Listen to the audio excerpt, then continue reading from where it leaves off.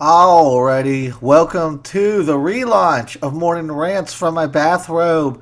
I'm Nick, the saucy one cat source. It sounds dumb when you're saying it with a camera on you and not just saying it. Well, I guess I'll look up and not at the mic. And not just saying it over the air. So what I used to do is I used to do these videos called Morning Rants from My Bathrobe, where I'd wake up. Right now it's almost 6:30. I'd wake up and just kind of say anything that was on my mind, unscripted.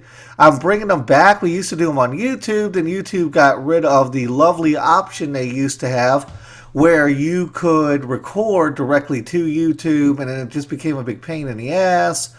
So I decided to scrap the whole thing, but now I'm bringing it back for Tin Can Media, and that's where you can find this video at tincan.media along with a bunch of our podcasts. What am I ranting about this morning? Well, I'm running kind of late, so I'll make it quick. I'm ranting about the fact that I don't have anything to rant about. I'm so fried and so burned out on politics and so tired of only hearing two words: Trump, Trump, Trump, and the stupid, hateful, divisive shit he says. I guess it's more than two words. And Hillary's corruption and emails. And Fern put up something really good the other day, actually yesterday, and we'll talk about it on the show Sunday about how a pollster called and said if you had to vote today, but you could only vote binary choice, you could only vote for either Hillary or Trump. You can't vote third party. These are the only two choices on the menu. Who would you vote for? And like I said, we'll talk about this on Sunday, so I won't go too deep down that rabbit hole. And she said, well, I'm voting third party, so I want that to be in this poll. I want my voice to be heard on that. And they said, nope, sorry, can't take the survey then. So this is how the media manipulates us, right? You see a poll that says, well, Gary Johnson is polling at 8% and Jill Stein is polling at 5%. But that's not really true when they call you up and say your only choice is A or B and C and D and E and blah, blah, blah doesn't exist. Then, yeah, they are only polling at 8%. But that's only because half of those polls are only allowing you to pick either Hillary or Trump. So, of course, the polls are going to be skewed. Then the guy at home who doesn't like either Trump or Hillary sees that and goes, well, Gary Johnson's polled at 8%. I guess that's a wasted vote. I mean, that's impossible. We can win. Well, he's probably actually got about 20% support, but you would never fucking know that because the media and the pollsters are manipulating the information. And I wrote a really good piece on this too if you go to our daily discourse section. Not about this particular incident, but a couple weeks ago I wrote about third parties and how they're marginalized and pushed out of mainstream media and out of the political process. And I think it's time to break this two-party duopoly. But that's a totally different rant. I just kind of wanted this to be an introduction rant.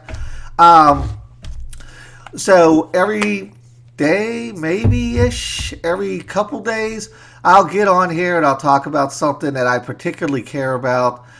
First thing in the morning, what's on my mind. Like I said, Facebook, I've been going through this thing where I haven't really had a whole lot to say politically because I'm just so burned out of seeing the same thing every day. And I mean, Trump is like sitting there and watching snuff films for 3 days straight with those little clockwork orange things on your fucking eyes. You get so desensitized to the crazy shit he says that it just becomes boring. And I put up a post the other day and I said, look, I've been a lot of things. I've been angry about politics. I've been frustrated. I've been passionate. I've been baffled by politics. But one thing I've never been by politics is bored. And I am fucking bored, man. I am bored of just the hatred and ridiculous insanity on one side, and then the fall in line corruption and pandering to Wall Street and the corporations on both, but how it's more kind of slick and polished on the left, on the Democrat side. So it's time. The only way we're going to solve this, and there's no fucking revolution, man. Somebody put that up the other day. They were like, yeah, I sat at your table, Nick, and I got ignored, so it's time for some fucking revolution. You know what a revolution in America means?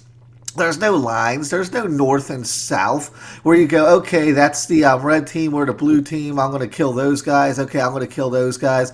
There's no red coats coming across the ocean and you know who to fight. A revolution in America means you burn down your fucking neighbor's house because of who they voted for, and you stab your coworker because of their thoughts on Planned Parenthood. That's what a revolution in this country means. It means fucking anarchy. This idea that Klan members and black people, or evangelical Christians and gay people, or Democrats and Republicans even, are going to get together and storm the Bastille when half of us hate each other in this country is lunacy. And even if we could somehow pull that off, who would we replace it with? What would we replace it with? Nature abhors a vacuum. Something's going to jump in there that's even worse. And this whole country would be so factionized. You would have 8 states ran by the church, 16 states ran by corporations, 3 states ran by gangs, another 9 states over here ran by just anarchists or militants. You would just have all these factions that are constantly fighting. It would be the end of America. But hey, man, if you want to get into a switchblade fight for a can of fucking soup and you're like, that's freedom, baby. No more rules, no more laws. You're not a freedom fighter. You're a fucking anarchist. And if you're an anarchist and you just want to go and kill and live in chaos, there's places in this world you can do that. And you could sign up for the military and do it for Uncle Sam. Go to the Middle East and kill some motherfuckers that you always say, oh, kill motherfuckers. Go to kill motherfuckers.